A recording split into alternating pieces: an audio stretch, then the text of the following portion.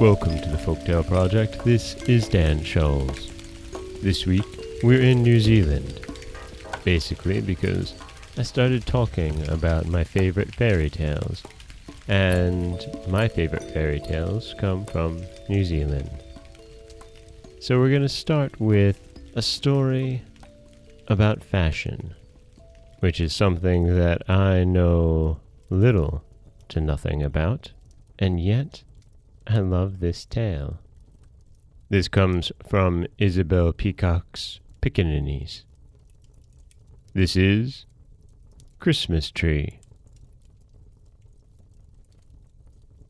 Long ago, the Piccaninnies didn't have a rag to their backs except a huia feather, which they wore in their hair.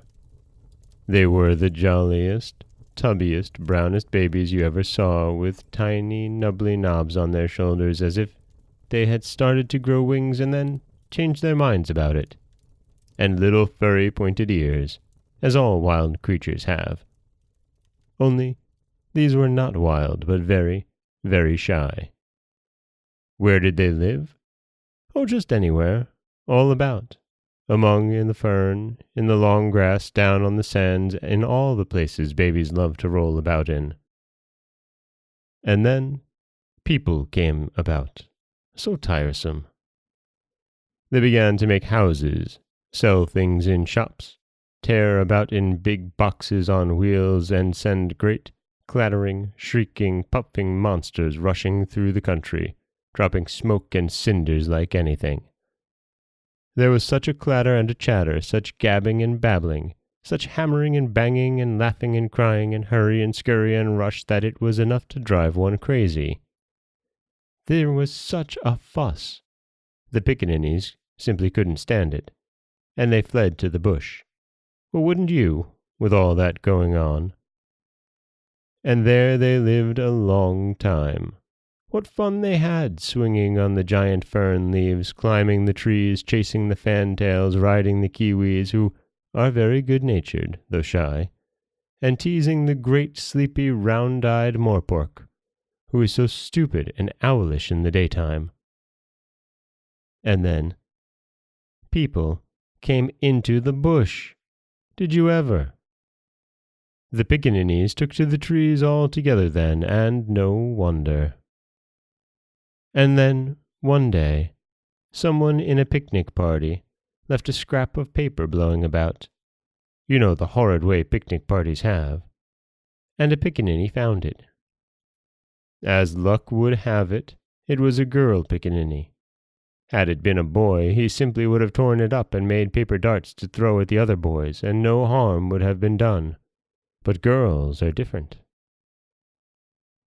She smoothed it out, and looked at it carefully, and then she called the other girls to look at it, and soon there was such a clattering and chattering that the boys came racing that way to see if the girls had found anything good to eat. You know boys. The scrap of paper was a page out of a fashion book, and there were pictures on it of horrid little smug-faced boys in sky-blue suits bowling hoops in a way no real little boy ever bowled a hoop in his life, and simpering little girls in lace frocks holding dolls or sunshades in unnatural attitudes. But the Piccaninnies were delighted. To be sure, they were looking at the pictures upside down, but that made no real difference. They decided they must have clothes too. Of course, the boys said, "Pooh, they wouldn't. It's much easier to slide down a fern leaf or jump off the end of a branch if you haven't any clothes, everyone knows that." But when the girls, after being absent for hours, came back in darling little crimson kilts made out of blossoms from the Christmas tree, the boys simply couldn't bear to think the girls had something they hadn't got. You know what boys are. After laughing at the girls in the hopes that they'd throw away their pretty little frocks, the boys went off together. They simply had to think of something, and it would never do to copy the girls. They came back later with the quaintest little breeches made out of broad flax sleeves, stitched together with the points downwards. It was clever of the boys. They had also stuck some of the red-brown flowers in their hair. The girls were vexed that they hadn't thought of that, but they went one better. They made strings of the scarlet nicao berries and hung them around their necks. Trust the girls. And that is how fashions came to be started in the bush. That is Christmas Tree, a story from New Zealand about the Piccaninnies and how they discovered fashion. And really, it has nothing to do with a Christmas tree, so I hope that you didn't come expecting that. But it's still a lovely little story. And I just really enjoy it. This is Dan Scholes for the Folktale Project. Don't forget that you can subscribe to the podcast on Apple Podcasts, Stitcher, Google Play, Overcast, anywhere you like to get your podcasts. You can follow us on Twitter at Folktale Project.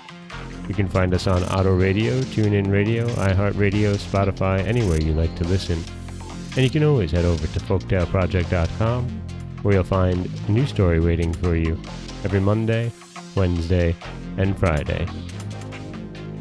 Don't forget that if you'd like to help support the podcast, you can head over to patreon.com/folktaleproject, where for as little as $1 a month, you can get early access to every story told.